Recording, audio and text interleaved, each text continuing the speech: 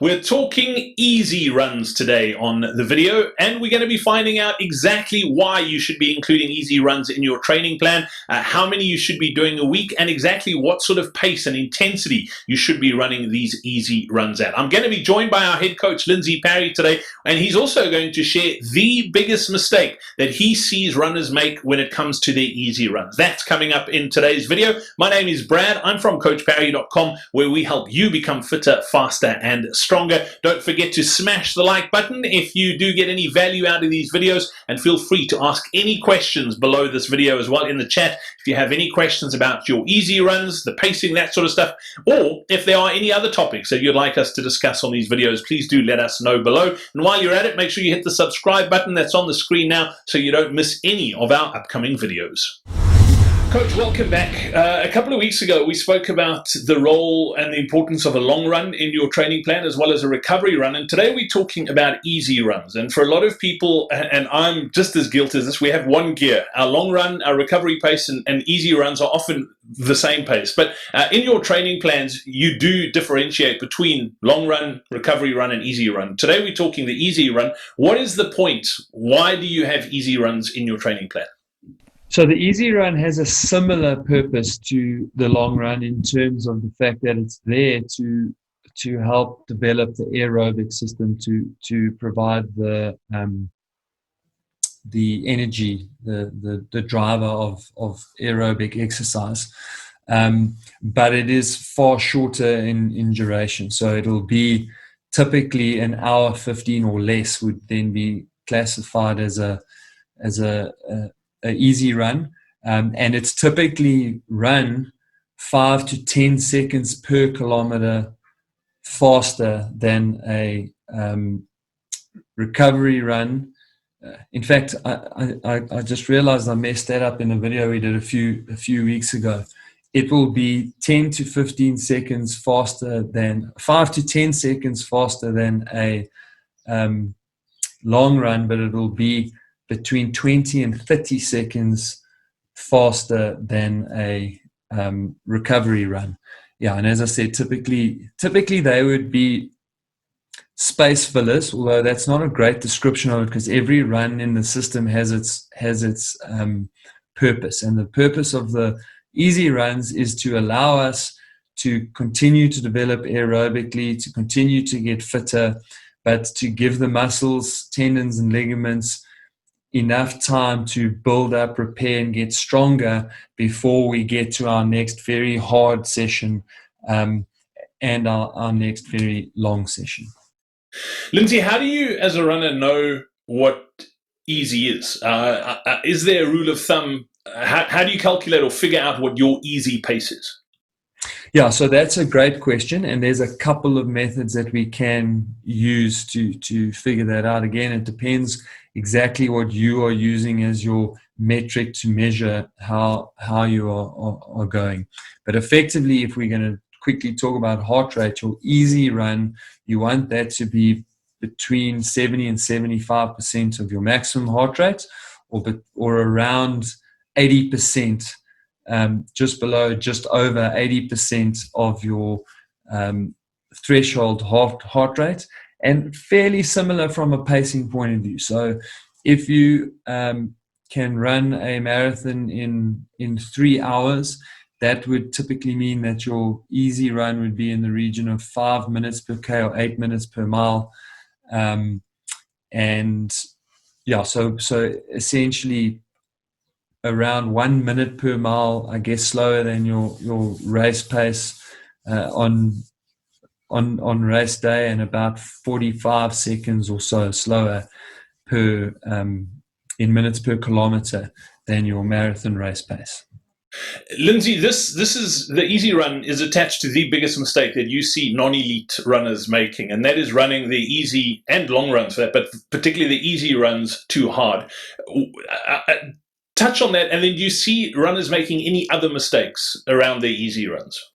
Yeah, so you're absolutely right, Brad. I mean, I think your average amateur athlete sees their training time is limited, and so they want to get the most out of the time that they do have available to train. And the thinking often is, yeah, but an elite athletes can often run twice a day, and so yes, they can afford to run those runs much easier. But essentially, if we run those runs too hard, it really compromises our body's ability to recover, because it's just adding too much load. And ultimately, what happens is we spend a lot of time feeling quite tired, which we think is normal because we need some fatigue to drive fitness. We don't want to be tired all the time. So if we're tired all the time, it means that we're invariably going to run the easy. Well, it means we are running the easy runs too hard, and it means that we're not able to run the hard runs fast enough. So I don't want to talk about effort there, because we tend to run the speed work as hard as we can. But because our legs are tired, we're not able to run them fast enough. And we can't run them fast enough, we're not getting the full benefits. Sure, we might be getting the cardiovascular benefits because we are pushing ourselves far enough, but we're not getting the neuromuscular and coordination benefits that we could get if we were running, and not to mention confidence that we would be getting if we could run faster in those days. So yeah, I think that's the most common mistake. The other mistake is running too many of them in a week. So and this is a mistake that becomes pronounced as we get older, but certainly as we move further back in the field to the slower runners, it's not necessary to run every day. So I find that the two most common mistakes are we do too many easy runs, when we could leave a few out, and I'm not suggesting that you need to replace those with hard runs. We want to give ourselves more time to recover, so it's too many of those. And then when we do run easy, we are pushing too hard. Yeah, Lindsay, and there's been a big misconception for a long time, and I think back to when my dad was running, in the sort of when Comrades really exploded, and your dad was running at around about the same time and his peak as well. That there's this feeling that if you're not busting a lung on a run, you're not getting any benefit. And the truth of the matter is, the easy run is called an easy run because that's what it needs to be. You don't need to feel like you're working hard on every single run in your training plan. Yeah, absolutely. And the thing about those runs is that you could probably run them a little bit too hard and still be getting the right physiological adaptation from the run. But you are beating yourself up because you are doing too much damage to the muscles, the tendons, the ligaments. And that is ultimately what then compromises your ability to run better on your so-called quality days. Whereas you'll get exactly the same physiological benefit if you just back off by 15 to 20 seconds per K. You'll still be in the right zone, still be working the right physiology, but your legs are going to thank you for it, and they are going to recover faster. And of course, because of the mentality you're talking about, the reality is that most of us don't even hover on the line. So we're actually moving into and much closer to threshold, and that actually dampens your aerobic ability. It pushes you further down, and it compromises your ability to race all distances from 5Ks all the way to the ultra.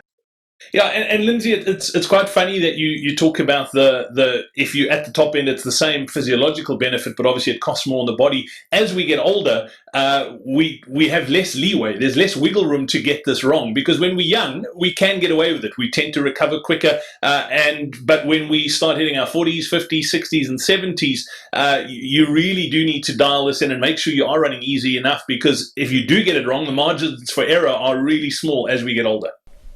Yeah, that's absolutely critical, and that is one of our pillars when we are doing webinars, lectures, and talks. When we're talking to the older athlete, is 100% exactly that. That dialing in on the right intensity on your easy and your long runs is absolutely critical to you being able to improve from where you are now. So if you pushed yourself into a deep hole, which happens actually faster than people realize when they get older, the only way out of that hole is to be far more disciplined, to train at the lower end of zone 2 rather than the higher end.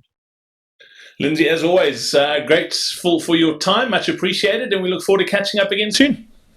Cool. Cheers, Brad.